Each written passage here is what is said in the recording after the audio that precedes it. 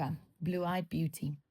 Leluka was born into a royal lineage of the Sabi Sands, the daughter of Tiani, a fierce and extraordinary leopard known for her rare blue eyes.